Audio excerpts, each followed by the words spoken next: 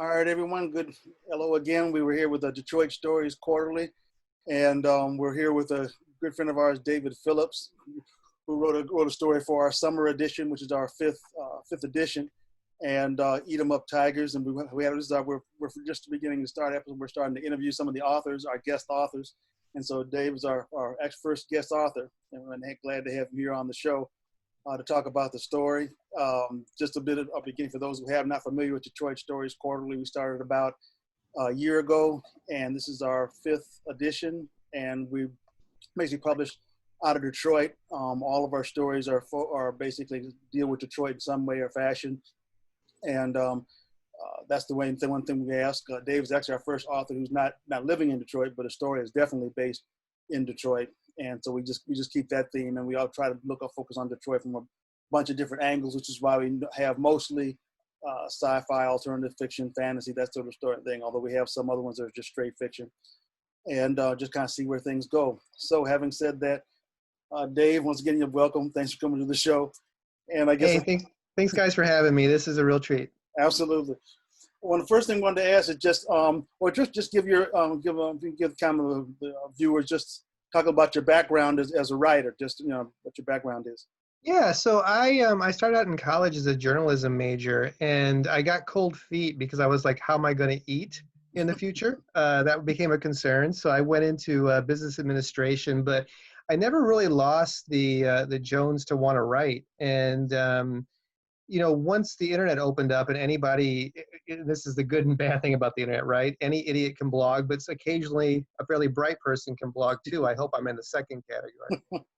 So I just started blogging, and then I created a website at one time that was a political-based website. Did that for about a little over a year. It became just simply too challenging to hold down a straight job and that at the same time, so I sold it off, and it's now defunct, unfortunately, because the person I sold it to just kind of destroyed it. But that's on them. And so then, but I didn't stop. I kept writing. I found other outlets to write for, and currently most of my writing is done for a website called Awards Daily that's focused on film and television. And I occasionally write unboxing for New York fights. And I've recently posted an article on Medium for some political content. And that's how I got to here. And then obviously you and I, Keith, have known each other for a while. Yeah. And, I came up with this harebrained idea out of nowhere to write this article, or write this piece of fiction, my first piece of fiction of any length anyway, for you guys. And I thought this actually might make sense because it's Detroit based. I was born in Kentucky, but I did all my K through 12 in college in Michigan. And I've spent a lot of time in Detroit, so it wasn't a foreign area for me at all. It was just about how would I connect any sort of story to Detroit based on my experiences, right? And I always tell you, like, first off, write what you know. And so I took that as my base. What do I know about Detroit? Well, mostly what I know about Detroit is going up to Detroit for baseball games. Not entirely all I know about Detroit, but a lot of it.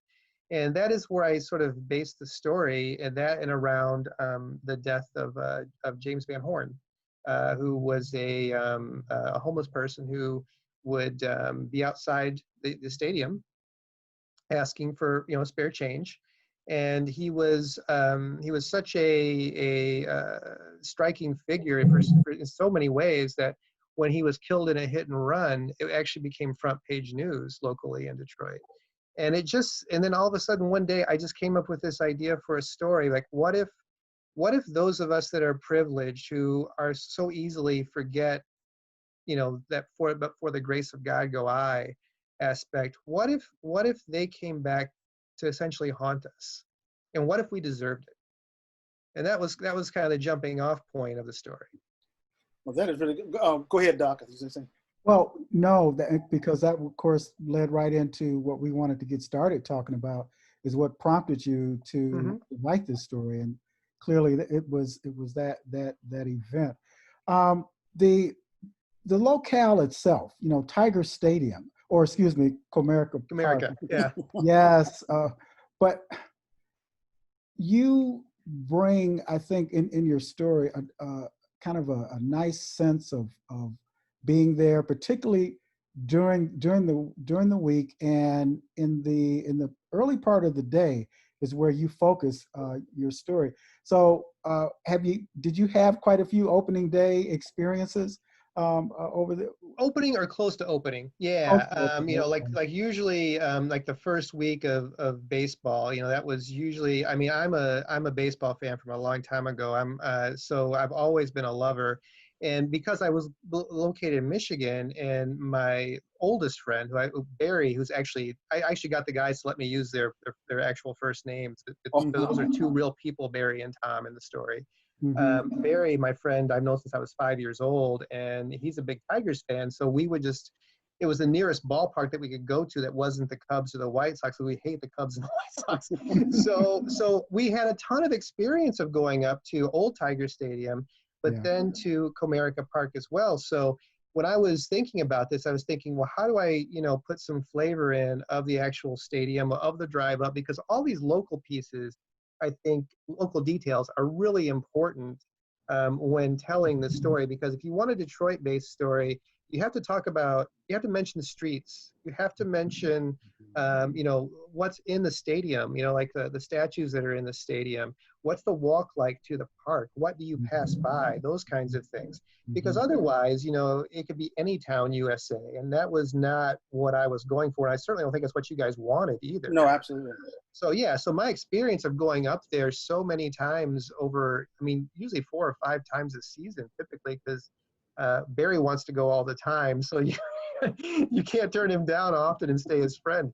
So yeah, I mean, it was totally based on that basic experience of going up and spending time in the stadium. And I just started calling on my memories. I'm a big fan of you know, memorabilia around almost anything, like, you know, the history of things. And so the Comerica Park, I keep wanting to call it Tiger Stadium too, but corporations won't allow these things anymore. Right. But you know, the structure of it, you know, the way it looks, all of those things are really interesting to me. So I try to make sure I layered some of that in. I mean, I'm a novice when it comes to writing fiction. This is not something I had done before. So, I mean, I sort of took real life events and coupled it with this idea that I had, and then basically hoped it didn't suck. You know?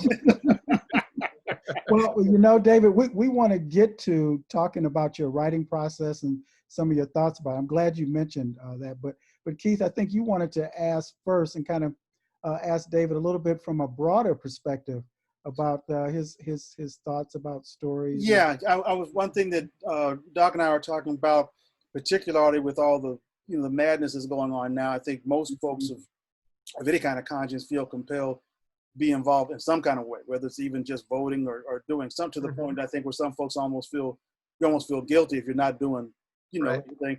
But at the same time, I think our feeling has been that well, I mean, I may not even put words in mouth. I think there's just a feeling that people feel compelled to do something, and sometimes wonder if you're not doing enough or should you do more. And of course, you know, with Detroit Stories Quarterly, you know, obviously our stories are not about, you know, COVID or the presidency or whatever. You know, so, but I just want to ask you in terms of what do you see as the value of in a time like this of stories? How can stories, you know, whether they're topic relevant or not, how do you feel stories, or do you feel that they're still important to be told?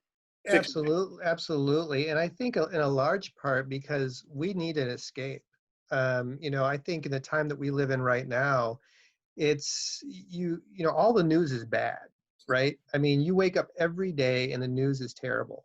And so with that being a starting point, you know, and I'm a big believer, I'm not a fan all the time of entertainment. Right. You know, I don't love the idea of constantly having to be entertained. That doesn't mean I don't enjoy entertainment. I enjoy Marvel movies. I'm good with that. I mean, when they're well done, I like them. Right. But I like so-called entertainment that has a layer of social significance, right? So it would have been really easy for me to write this story with just talking about street signs, the stadium, basing it in Detroit, and have it be, you know, a ghost story, zombie story, whatever you want to call it. I don't actually say what the folks are on purpose because I didn't want to lapse into cliche. But I didn't want it to just be that. Like it could have just been Judgment Night. You know, if you remember that old Dennis Leary movie where it was just guys who got to take a wrong turn and got chased by some criminals all night. That would have been very easy to do, or even to do it as a little bit of a horror story. What I wanted to do without, being too heavy-handed was layering in the sense of homelessness and inequality and race, honestly, and privilege. I didn't want to like pound it at anybody, but I think if you don't have to squint too hard, I hope, to see that it layered in there. So I think, what's important is, one, we do need some escapism, but I also think it's important to have escapism that on some level resonates with people, of something that's real, right? I mean, if there's no resonance in in escapism, I don't like it as much. It's not as entertaining for me. When you watch, to go back to like a Marvel movie, like the last Avengers movie, right? Okay, so when you see women towards the end of the movie kind of saving the day, when you see sacrifice being made for a greater good, and characters actually dying or drifting off and all of that, that means more. If it's always a story where everybody turns out fine, then what is that? Like, I don't mind happy endings, but I want them to be hard earned. Not that my story really has a happy ending, but I think the value in telling stories is, hopefully it's fine to have stories that just pass the time and just put your mind on other things. But I like the idea of telling stories that maybe take your mind off other things, and maybe make you think about something else, or think about something more deeply than you did before, while hopefully still being entertained and find it compelling. Right. I really appreciate the perspective that you bring to your story, David. In fact, that whole locale, that location that you write about it's rich with not only history, but lots of experiences that people have had, very memorable moments. The Palms Theater in that area, and all of those kinds of things. I'm wondering, and this goes to the core of our Detroit Stories Quarterly, and Keith and Cornelius, our other partner in this, we had a lot of conversations before we started this.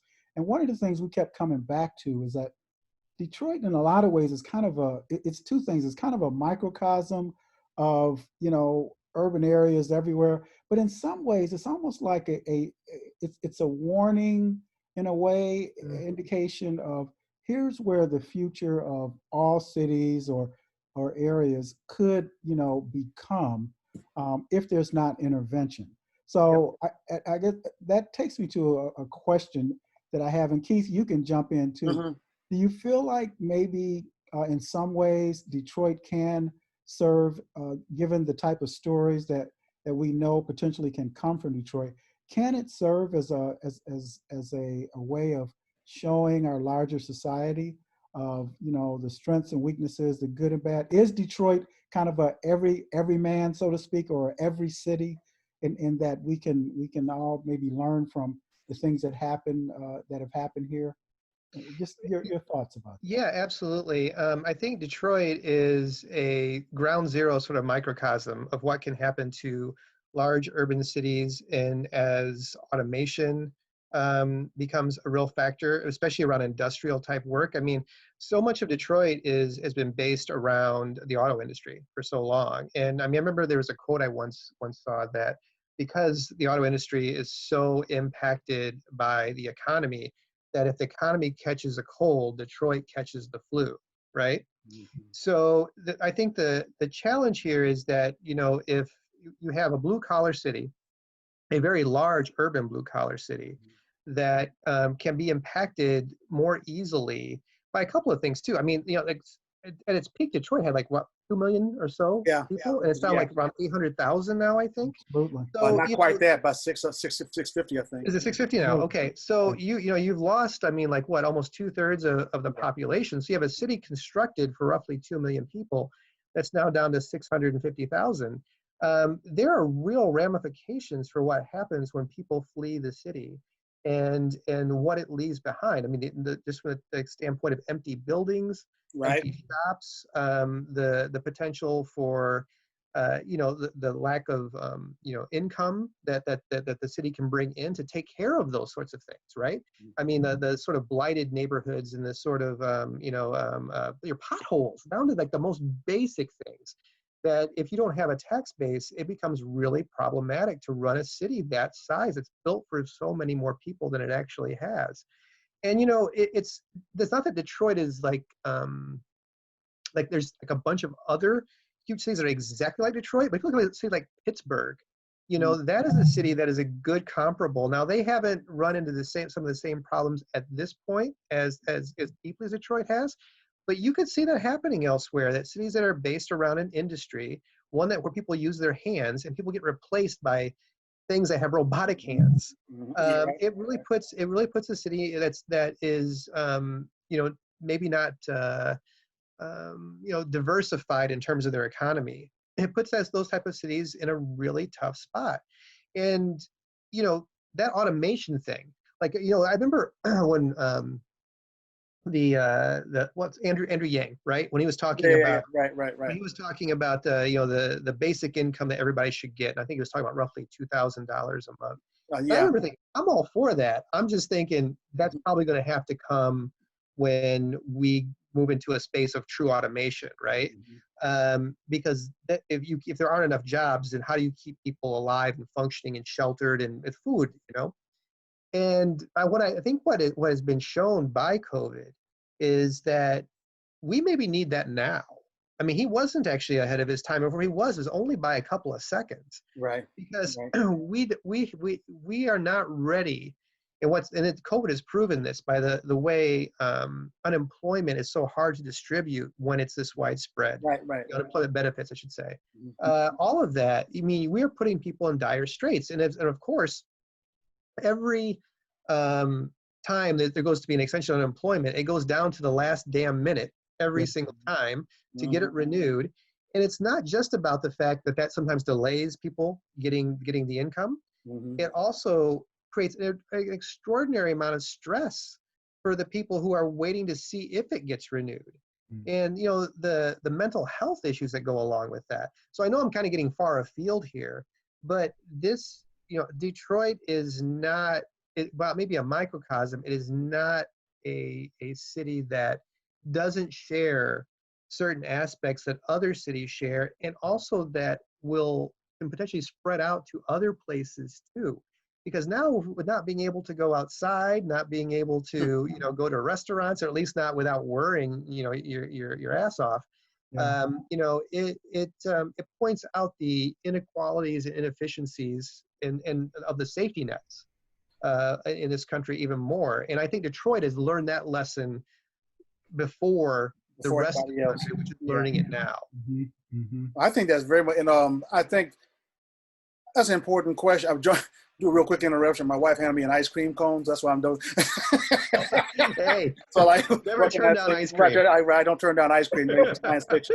But no, I think that's very true. And I think that's also what, like you say, when you try to do the stories, and that's why I liked your story and all that, is that but also I think it's when you write stories, that what's on your mind comes through. And I think that's really, I mean, it's not a thing of where you really have to try and say, okay, I was taught and I believe, if you try and write a story and say, okay, I'm going to write a story that's going to demonstrate how bad poverty is, you're going to screw it up. Yep. Because that doesn't work. I mean, but if you start, eventually, sometimes you write a story and you're not quite sure what it is you're trying to tell the story's done. But if it's on your mind, it comes through. And I think that's what comes through with this. I mean, like you're right. I mean, it's Eat 'em Up Tiger, which is a great title, by the way. But about the homeless guy and the haunting them. But then the other things start to come through, because and I think that's the best thing about, kind of gets back to to writing. Is just what that whatever it's exorcism to a degree. I mean, just letting those things come through. And kind of getting back to that too, I also I was curious about when you with the what was that character based on again? The guy, the you said James Van Horn. Yeah, James Van Horn. Yeah.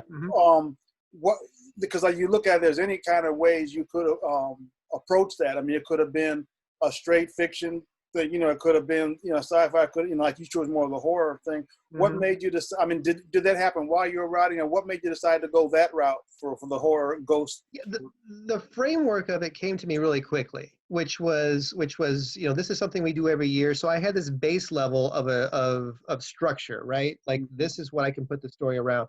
And the other thing was, I remember for years, when we used to come up to America, we would see this building that I referenced, the old hotel that I referenced, that had the Zombie Land, you know, scripted on the side.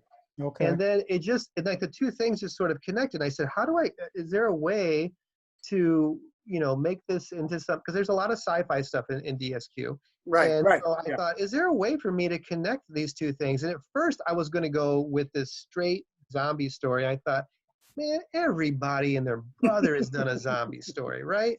So what if we make it less clear what the apparitions are, right? I mean, you know, you can decide for yourself if they're zombies or ghosts or whatever. But I didn't want to land specifically on that, because it felt like just overdone, right? Right, right. And so but then when I wrote it, I mean, it's very much like you were saying, I found the story as I wrote it. I knew where I was basically going. I knew what I wanted my framework to be. I knew I wanted it to have some social relevance, and I knew I wanted it to be a horror story to a degree, right? So, like I said, it started out as zombies, and then I went, I don't want this being so specific. And then the social stuff started to come through, like things started coming to me, like why this is significant and what the layers of it could be. And then the real trick, which I alluded to before, I think, was not being too heavy-handed, to not try to, just punch it a little too hard, and hopefully let people find the theme themselves, which is a little bit tricky, right? Because if you aren't, the other fact that could become a problem, that's also just as bad as being too heavy-handed, is not letting it come through at all, right? Where it's. So I tried to find this balance, and thankfully my wife, being a copy editor, was a creative writer herself, was very, very helpful. Yes. She was able to help me say, maybe tone this down, maybe you don't need this, you know, because it's a little too on the nose. Those were the things that were trickier. And so I had, you know, you, Keith, and a couple other people read it. I said, just tell me what you think. Does it flow? Does it read well? Right. And then they, you know, the initial responses I got, yeah, this is a good story. This is suspenseful. Good. Did you get the social stuff in it? Yes, I did. I thought, all right, I think I'm on the right track now. And then I played with it some more after that to kind of refine it. But yeah, I mean, it's exactly as you say. Like, if you sit down and say, you know, I'm going to write Grapes of Wrath, well, that's already been done, right? I mean, you know, this isn't, you know, like, so tell your story, and then you'll find, hopefully, if it's a good story and it's going somewhere, you'll find the resonance while you're doing it. Right. Well, you know, and the thing is, David, and I appreciate that of you making clear about that, because, you know, as a cold reader, you know, I mean, I read it cold, and then I read it a second time, read your story a second time, and I kept thinking to myself, well, what exactly are these guys? Are they zombies? Are they? But then I sort of found myself saying, does it really matter? It doesn't really matter, because clearly the more important thing, the deeper thing that's going on at the moment here is, in fact, that, you know, you're really communicating. I guess in a way, you're kind of indicting our society to some extent of how people who are homeless are thought of or treated. You know, they're kind of a throwaway perspective of things, and I think through the way you handle your story, and we're trying not to give too much of it away. Sure. But I think the way you handle it is it really communicates that. Go ahead, Dave. Oh, well, I want to move David a little bit now into his writing process. You know, that's something, of course, you know, this DSQ started out as just a group of writers who, you know, we just started kicking around ideas because we were crying in each other's arms, you know, oh, you know, I'm trying to get this published, but, you know, and that sort of thing. And but a lot of times, David, what we would always come back to, we would start talking about different techniques and approaches. And I certainly have learned a lot over the years as a result of that kind of communication. But we know that every writer kind of has his and her or their own kind of approach to writing.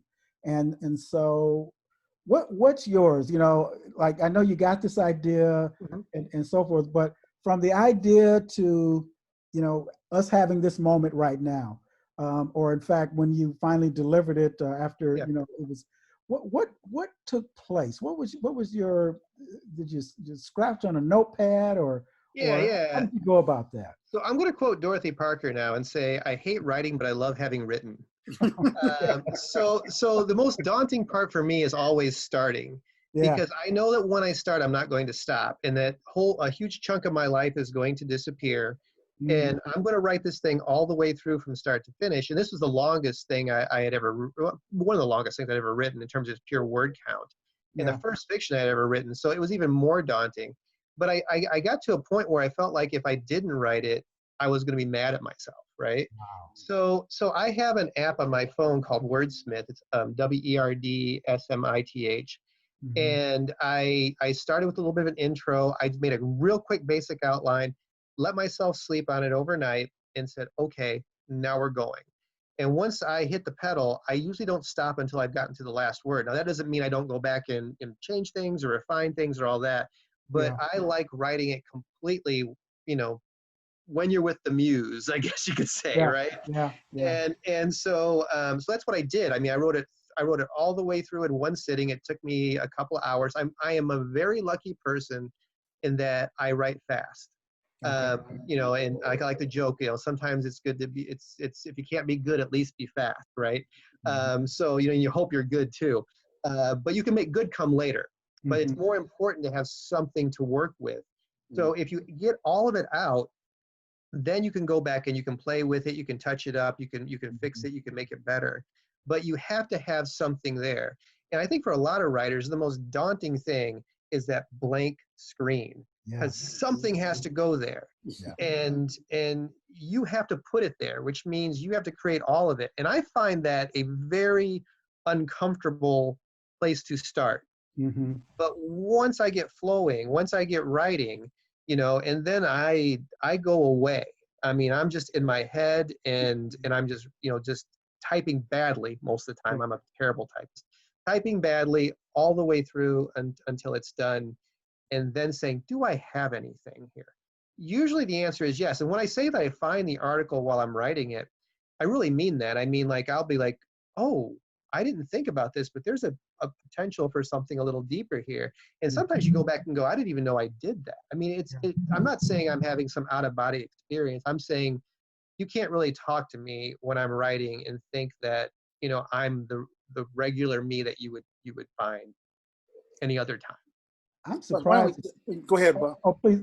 Go ahead, Keith. Go ahead. I was gonna say, when you said just real quick, when you talk about it's not like you're having out-of-body experience, I think in some ways you almost are. I mean, at least I have found it in the sense that once things, because I'm the same way. I was taught that you just write and come back later. Don't try and make it perfect as you go, because you just will mess yourself up. You lose your pound. But also it's like, but once I get going, I don't feel like I'm transcribing. I mean, it's because it's almost like I'm watching a video screen in my head. I mean, I'm pretty much writing down what I'm seeing. I mean, characters will introduce themselves. I mean, it's not like I didn't plan for this person to be there. I mean, somebody shows up, something else happens, a car like this, I have no idea. It's just, it's like, who are you? Oh, I'm Bob. Okay, well, let me write down Bob said. It's just, and I think that's the thing that can be fun about that. Yeah. So your process sounds similar to mine. Yeah. That fiction part, I love the part, David, where you say, well, this is my first piece of fiction. Now, if you hadn't have told us that, we would never have known. Okay. Never have known. And now, having said that, though, and we're all kindred spirits. We all are there's journalism blood in all of us. And so I would ask you, when you were, as you were developing the story, did you at all kind of look over and say, wait a minute, I'm writing fiction here?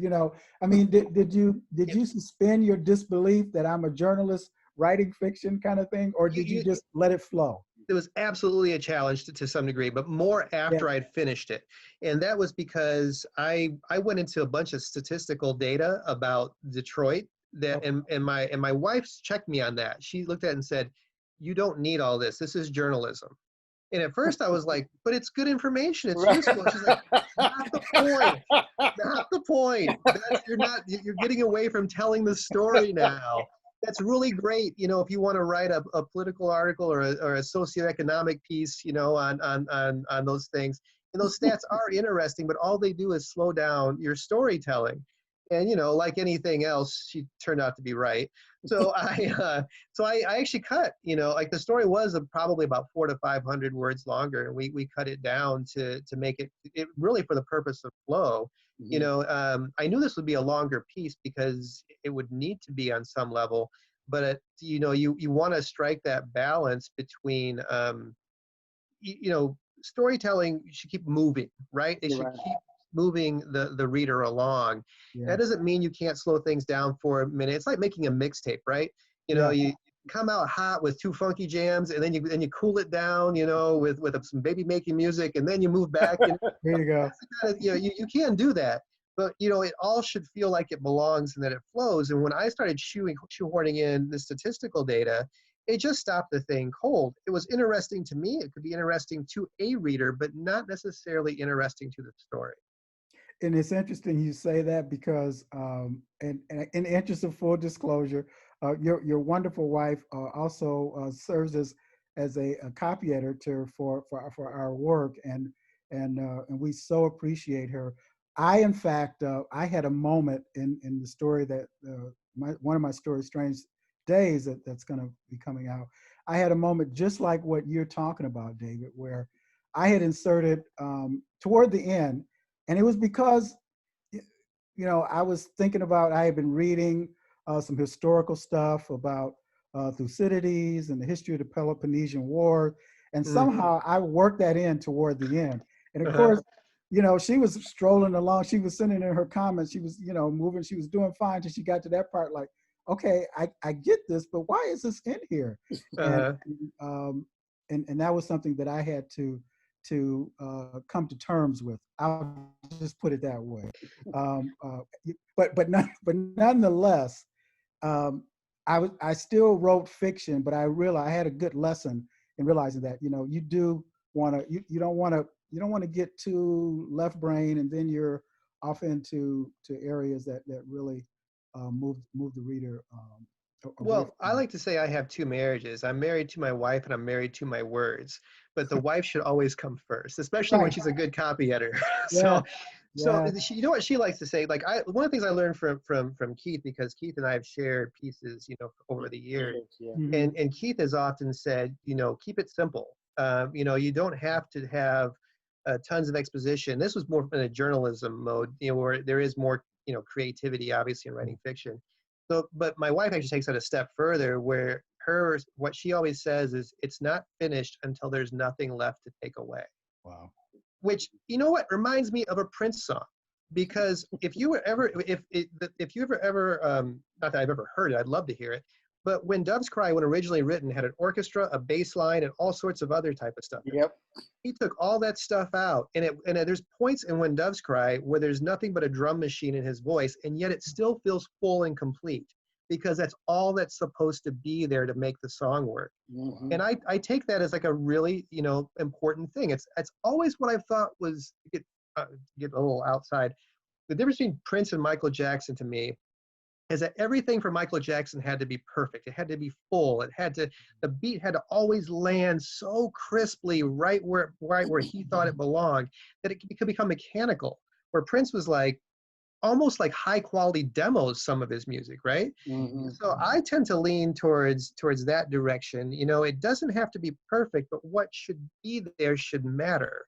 And it shouldn't feel excessive or overly constructed. So yeah, I mean, I know what you mean. You know, like you think, well, I like those words though, but they don't belong here. And that is really hard to divorce yourself from sometimes. Well, it's the hardest thing. That's so funny, because I mean, one thing that Maria taught me that I thought was great was that, you know, the point is that hopefully as I learned to edit as I watch what she does, you know, and the challenge is, but the challenge is like, it's like, okay, I know I got it now. You know, 'cause I've edited everything out, and it's like, okay, Right. find something.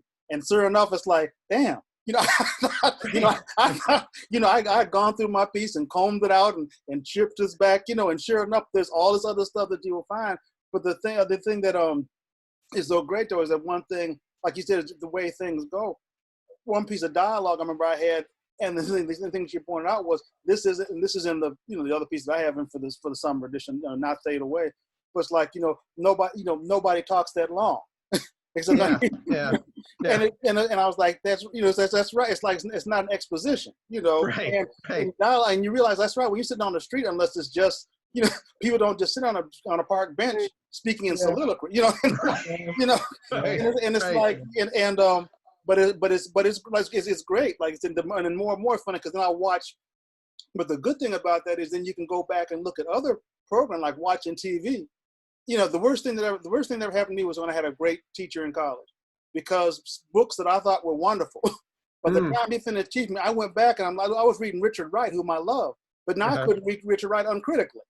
I'm like, okay, there was that big communist thing at the end where he's like this long. It was like, how in the world did he get away with this? You know, and I'm watching TV and watching these people talk. It's like, that doesn't make sense. They can't, you know. But it's all like I said, it's all part of the process, which is a great thing about one thing I wanted to ask. I know we're getting a little bit over half hour, which I don't care. I just let you know. No, I'm good. But I wanted to ask in terms of, now this is your first, like I said, this is your first piece of fiction. Do you feel now like this is something you want to write more pieces? Or? I do, and the scary part is this one came to me like out of the blue. The idea for this just came to me like a shot, and it made it feel easier than I ever would have thought writing a piece of fiction would. So my only worry is, where's that next idea coming from, and will I have to be more workmanlike to make it good? Because workmanlike can be troubling when you're a writer, right? It can stiffen things, it can make things, you know, not flow, and it can also, you can get frustrated with it, and you can start settling for good enough as opposed to really good. Right. So yeah, I've got a couple ideas swimming my head. I haven't quite landed on a structure for one yet, but yeah, I do. I mean, it would be a shame, I think, if this was the only piece of fiction that I've written, considering that people who I respect think it's pretty good. And if that's the case, you know, why stop? I mean, if you're capable, I always feel like if you're capable of you know, use a musical example.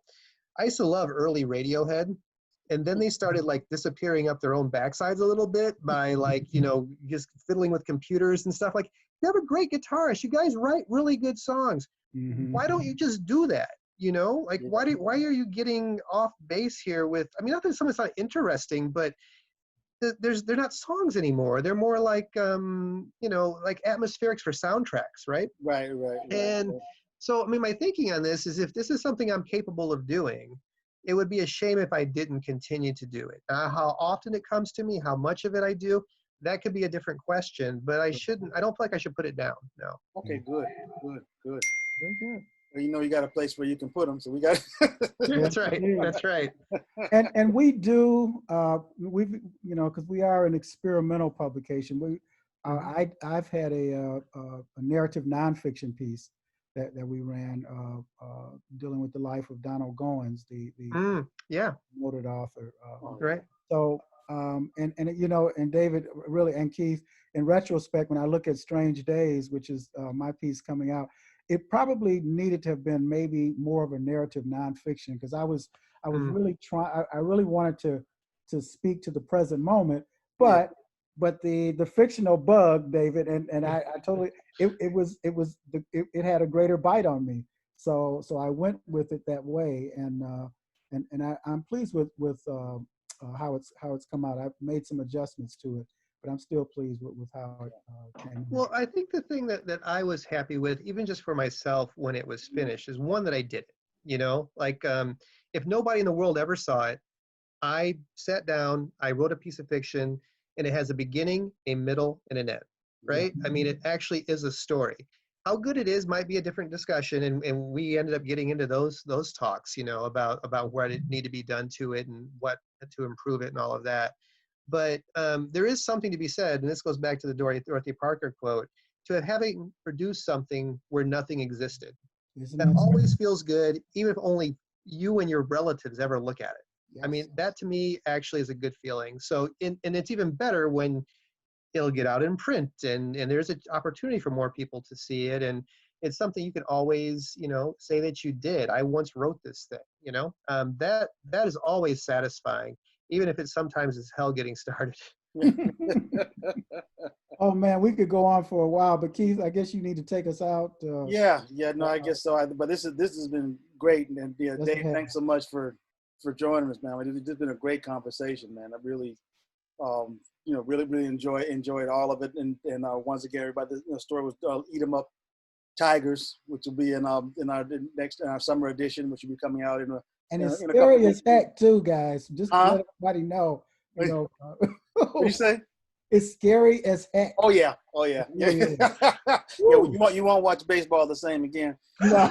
And you might want to take the bus because you don't think. Yeah. Leave it during the seventh inning stretch, maybe, right? Yeah, right. God. Right. You don't necessarily want to walk there, but I think, but it's been great. This has been great, and I hope you write some more. You know, we definitely would love to. Hey, this was a true pleasure for me, and to be counted among your number, you know, is a real honor for me. So yeah, thank you guys. All right. You're welcome, sir. Thanks so much. And also that's one thing Doug said to mention. We want to let everybody know we do have. I'm just trying my little chops here, if we can. If we have a website, and we wanted to let know where do we, Doc? Do you know where share? Oh, here we go. Mhm. Okay, and we want to let everybody know where our website is, and we put this up here. I think everybody can see it. Let's see. Can everybody see that now? No, it's not there Yeah. yet. See, let me say, I might not. This may not be working quite like it should. It should be, but it's not. If it's not, that's okay. Let me see. I had it last time. Okay, tell you what, I'm not going to hang everybody up. Oh, wait, here we go. Okay. There we go. All right. So yeah, can you see the website now? Sure can. Okay, there we go. All right. See, I'm not as tech challenged as I thought. So, so I guess they sitting here trying to. But anyway, so everyone, people, this is our website. We just opened up about 2-3 weeks ago. And before I was trying to give the address because it's kind of at an unusual site. It's kind of a mouthful to say where it is, but it's Detroit-stories-quarterly.mailchimpsites.com. But this is where we also have our each edition is here. Our Detroit Stories Quarterly live videos will be here. A lot of other stuff will be here in the future, just so people come and check us out. This is our home base for now. We also have Facebook page, Detroit Stories Quarterly Facebook page, to come and visit us there. But once again, Dave, thanks so much. Thank you, Dave. Really appreciate it. And Yes. this has been a great show. And we'll see everybody later. Thank you, guys. Take care, Jimmy. Stay safe. Yep. You too. Mhm.